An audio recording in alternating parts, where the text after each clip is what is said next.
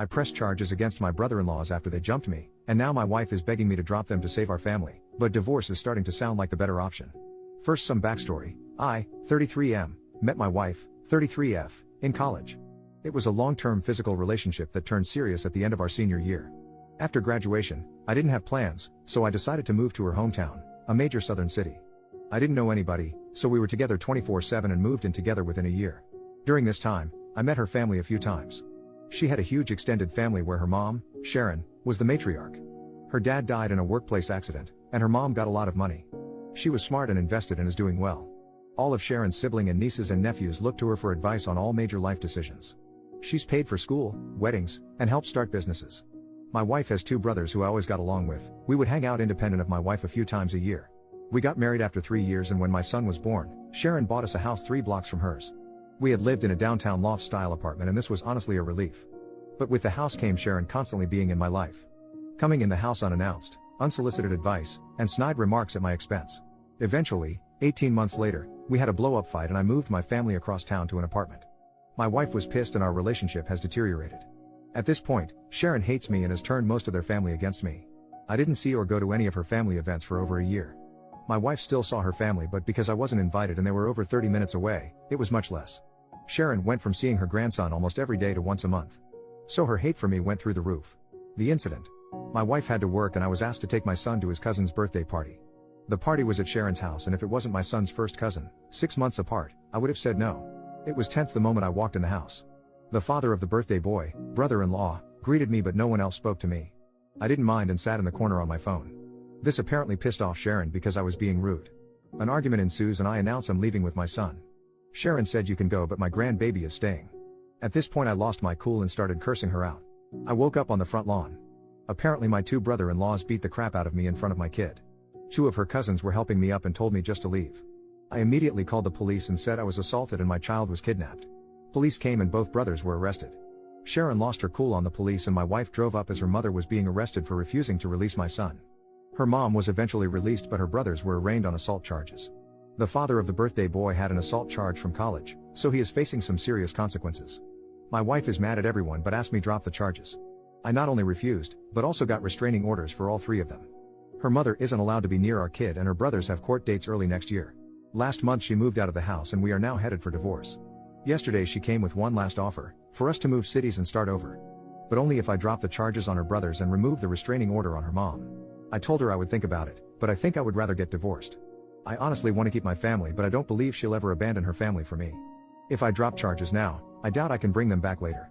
Am I in the wrong for not trying to save my family? Edit. This blew up overnight. My wife's cousin DM'd me because she found it. She was there that day and told me to add some more context because her family is getting railed in the comments. She's right, so here are a few more things. I don't think anyone is evil in this situation. Everyone loves Sharon and her advice except me. She's not a mean person, but we are polar opposites in many ways. My wife is the baby and only girl, so I'm sure that has a lot to do with our conflict. Sharon losing her cool on the police was uncharacteristic, and even I was surprised. My wife is a great mom and partner, but her inability to be independent of her mom's influence is our issue. She is mad at her brothers and isn't talking to either at the moment. She's also mad at her mom for starting the argument and refusing to release our son. She's just trying to find a middle ground. I genuinely think she hopes a fresh start can save our marriage. Until we moved into that house, I would say our relationship was good. As far as her brothers and the assault, I remember the first hit, but I was dazed immediately. The last thing I remember was flailing like a child while getting hit a few more times. What I don't remember is my kids screaming to stop hitting my daddy and then picking me up and dropping me on the lawn like trash.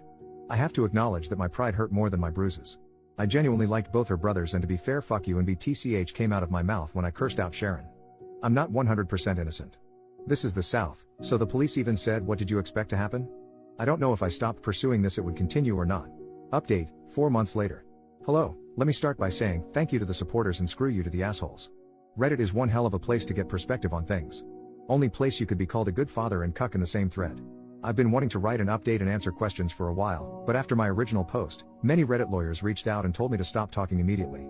Since things were very uncertain and my divorce wasn't settled, I decided to not respond or update anything until things calmed down a bit. A lot has happened to so many people involved, so I think I'm just going to break it down by person. Me, I moved back to the West Coast, where I am originally from. I decided to move forward with the divorce, so I moved home.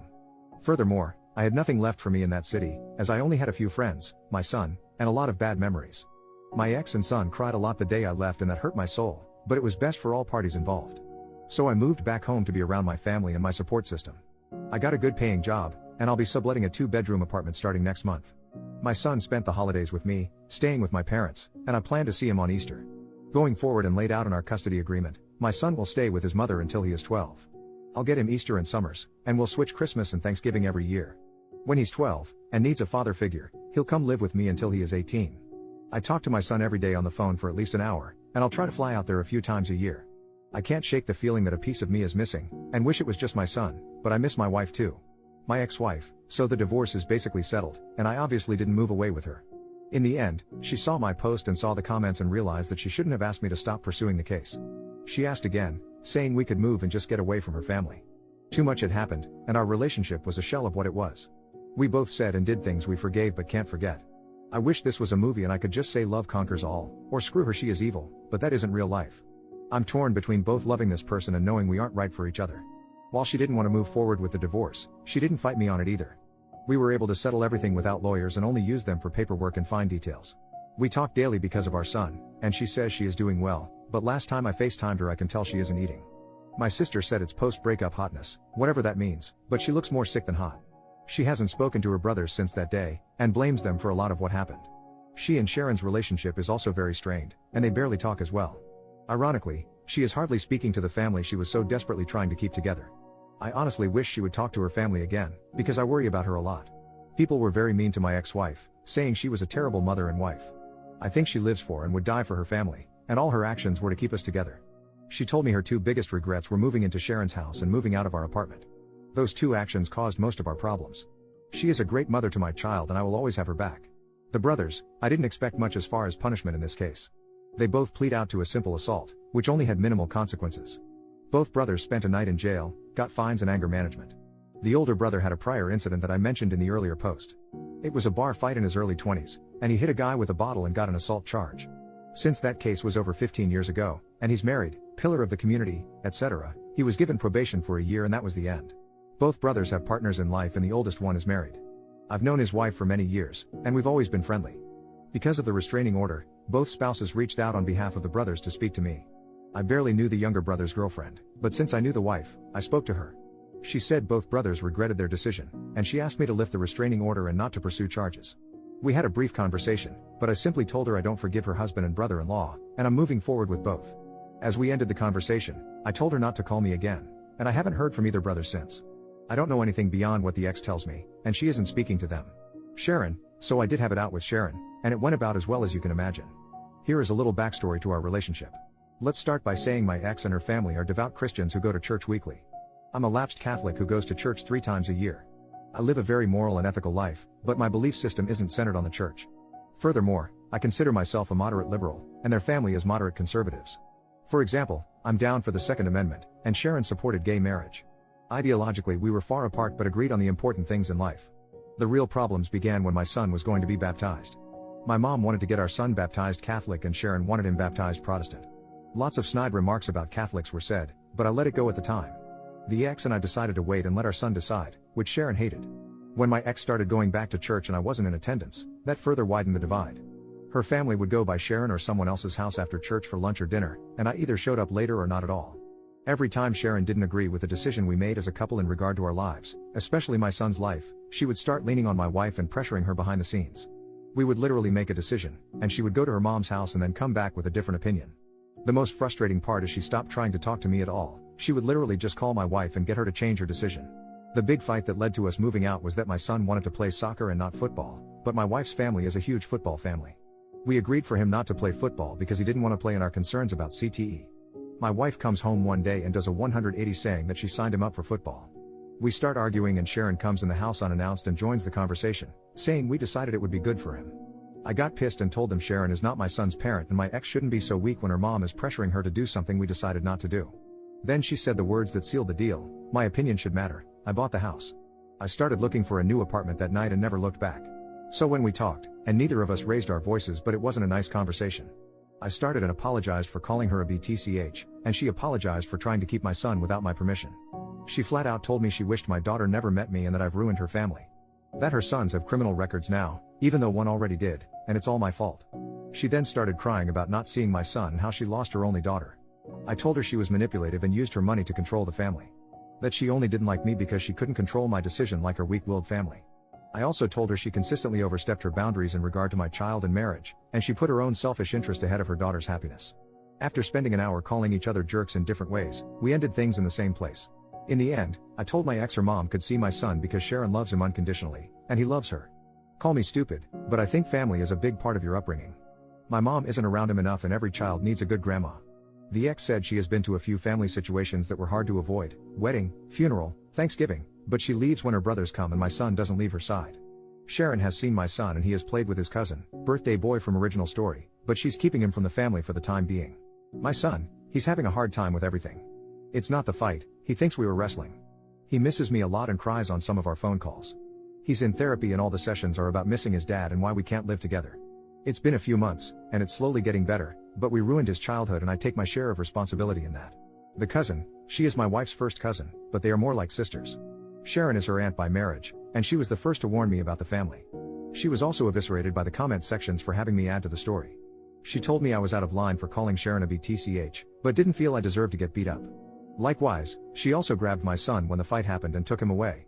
She was the one who told my son we were wrestling, and she called my wife to come immediately. When Sharon was being handcuffed, the cousin came outside holding my son. I told her to give him to me, but she pointed at my swollen face and asked if she could hold him. I trusted her enough in that situation to care for my son, so I respected her enough to add those details. She didn't deserve the shit comments either. Conclusion: in the end everyone in their family read the original post, but because of divorce and assault cases, no one directly contacted me other than my ex. It wasn't a hit to say the least, but I only care that hit hurt my ex's feelings. I think seeing everything written out from my perspective opened her eyes. Obviously some things were left out and broad strokes were made to explain complex situations. In the end she said I didn't lie, but she thinks I painted her family in a horrible light. We thought about writing a joint update, but we aren't talking enough to make that happen. I told my ex about this post and asked if she wanted to read it before I posted, and she told me to write whatever I want. Nobody won here, we all lost. Relevant comments. Commenter number 1, I understand everything else, but did you really have to abandon your kid? OP, I knew I would get destroyed for this, but abandon is a strong word. I didn't abandon my son, I left for better opportunities in life for both of us. Both mentally and financially. My chosen profession has more opportunities here, I was only there for my wife and child. My career picked up during the pandemic because I could work remotely, but in-office work is becoming mandatory again. I was already going to have to quit or move companies, so the timing was right. Also, my mental health is 10 times better now that I have left the city. For months, I gave my child fake smiles while trying to be a good father. I was a shell of the man I wanted to be. I'm still broken by what's happened, but I'm in a better place mentally, and in the long term, I'll be better financially. Commenter, you left for better opportunities in life for both of us? For you, yes. For him, not really. OP, I was responding to something else you wrote, but saw you responded to this. Your assessment of my situation is understandable. But me working for less money and being constantly unhappy isn't good for my son either. If I could have stayed in state, trust me I would have, but the economy is screwed. I used all my savings to continue paying bills and lived with my parents for free to start over. Maybe I could have found happiness there, but I didn't see it happening. We are co-parenting the best we can.